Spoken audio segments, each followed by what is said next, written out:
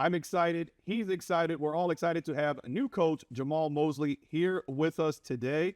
Coach, we spoke last week. Yes. I think it was a 5-minute conversation, but I think maybe 3 of it was you talking about how excited you were about this job. What makes you so excited about this? There's so many pieces to it. Obviously, playing against this team for over the years and what they're capable of, the talent level, but more than anything, it is really the connectivity I felt and having the conversations with Joe, with Troy, with Jordan, and then Mrs. Benson, how she's been so welcoming and warming, and then the energy of the city. You can just feel it. There's something there that waiting and wanting to play the way Pelicans know that they can play. Let's start. Another thing you mentioned was that synergy. Yeah. How important is that when you were, potentially looking around about what you were going to do, about having an organization that had that synergy from top to bottom? No, you felt it right away. The conversation was so aligned. I think that's the best word that I can say. It was just aligned in all the thought process of where you're going, what you're doing, what you're trying to accomplish, and how you're trying to go about doing it. Not skipping steps, the work ethic, the defensive tenacity, the habits every day, that level of focus, knowing that you're trying to grow players until they be the best versions that they can be, both on and off the court. And that just, you feel it. It's the moment you get in the room with those guys and understand exactly what is wanted and needed here. The energy in the city, you mentioned that as well. Just the short time being here, how have you felt that so far from New Orleans and the fans? The fans are absolutely incredible. Just there's an excitement. It's the same energy that I felt from the players, that there's a fire burning for that excitement, wanting to get behind the team and to excel and do well. They're being around, there's the people, they're just beyond friendly. They have a care factor about them just as a human being. And then on top of that, when you're with the Pels, you can just feel that there's an extra excitement about them. Beyond friendly might be a new slogan that we have to use in the city. Overall, we'll pass that on down. Talking about you as a coach, we've mentioned the defense and the physicality, and that's been so much of what we have seen. Could describe it just in what your philosophy is and what you want to put out there on the court? I think we have to be a tenacious basketball team. Set the tone early. Teams have to react to us, not us react to them. And this team has those tools. It has the physical capability. It has the mental capability. I think now it's just the daily habits of doing that. It's how to get over screens, how to grab and hold and not get called for it, how to box out, the small details of the game, because you're looking at these playoffs now and you're looking at the winning teams. They're all tops in the defensive categories. And so no matter what's happening on the offensive side of the ball, your defense carries and it travels and it does everything you need to do to keep you in games. How much of defense is mentality and in terms of the wanting to go out there, wanting to get over the screens, wanting to box out and doing all those kind of things? There's a majority of it is that. You've got to want it more than the other person that you're going against, knowing that, but you've also got to train it. You've got to know the details, the techniques behind it, because there's great players in this league, and you're not going to just beat them and stop them by just saying, I want it more than you. There's got to be a technique, there's got to be a scheme, there's got to be a game plan to understand how you're going to stop some of these great players and great teams. You've had some familiarity with some of the guys on the team, Trey, Sadiq, and Herb from USA Select. They're kind of your thoughts of them when you had those guys out there? Just great young men first and foremost. That's the one thing that I saw. I think Herb, from day one, just a defensive. No other way to say it. He's a defensive dog. Like, he's going to get after it. He's going to make you work. He's tough. He's tough-minded. Trey, both sides of the ball, just being able to guard with length, but then scoring ability is just being able to space the floor, knock shots down, put the ball on the ground, get to the basket.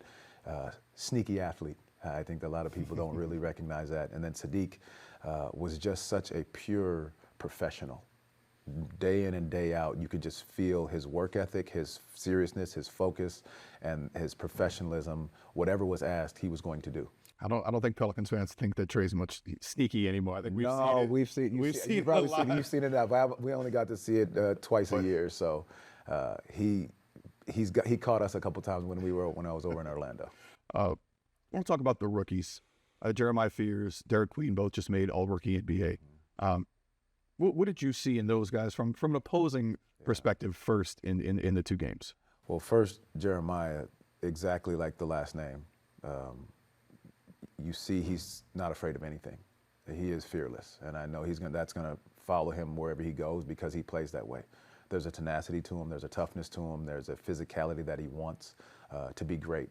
And so right away, knowing if we're trying to get it, we were trying to bump him and get him rattled, not seeing it.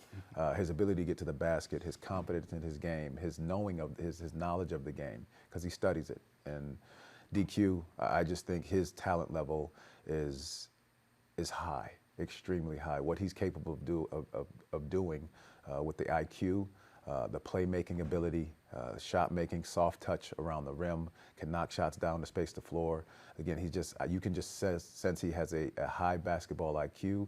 And then the other side of it, he's also not afraid. And that's what excites me about both of them, that they ain't afraid to step into any moment or any situation against anyone. How unique is that for DQ, just to be able at that age, at years in the NBA, to be a playmaker at that size? Yeah, I think it's huge. I think it gives him such an advantage because he's going to create it on smalls, on bigs that can't move like he can move.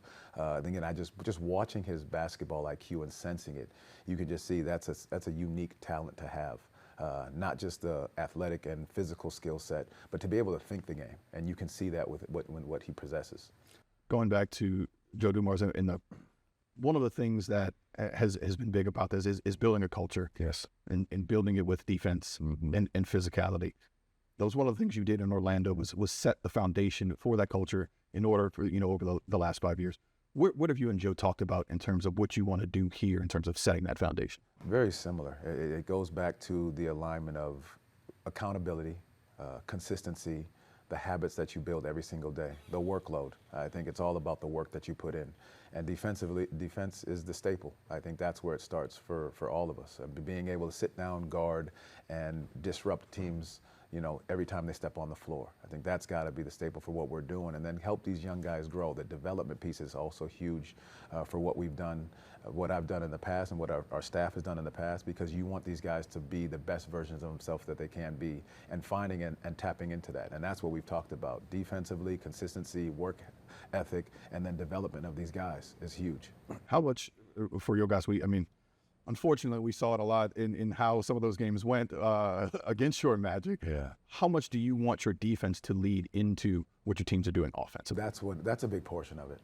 I think when you can get stops to get out and run, it creates so many easy openings, and then you're not worried about where shots are coming from. Now in the half court, we're going to share it, we're going to move it, we're going to trust it, we're going to play off the ball, on the ball, but we're going to trust that each person is going to do their part. And like you're seeing in these playoffs, it's about sacrifice. It takes sacrifice to win at a high level, and everybody's got to be about winning. But the defensive side of the floor gets you on the floor. And then what you do from there is exactly what the development is about and what we're talking about in game plans. But defensively, we are going to be some dogs night in and night out. We talked a lot about defense, but on the other side, what excites you about this group offensively, and what the potential is and what they can do? The versatility. There's a ton of versatility that, natural positions aren't that on this team. You have bigger guys that can make plays. You have guys with high IQ. You have guys that can get downhill and attack, which we love to attack the paint. We love to get out early in transition and knock down open feet set threes, but just being able to space the floor the right way. But you have each one of these guys that is actually a playmaker. Not just stuck in one position. And when you have that versatility, now it's just about teaching them the right plays to make at the right time to make your teammates better. And saving the number one for last in Zion Williamson. How excited are you to be able to get to work with him beyond a day-to-day basis? Beyond having conversations with him on the phone, you can just, again, there's that fire that you can tell is in his system and his voice of saying what he wants to do, what he knows he can accomplish. I believe this, and I've said this about a few great players, he hasn't even scratched the surface of things he's able to do. And I think that's what we are going to tap into being here with him. And I just really do know that he's going to take another leap this year. Got it. Coach, appreciate you. I appreciate it. Hey, this chair is yours whenever you want it. We'll see. That's fair. I'll take that.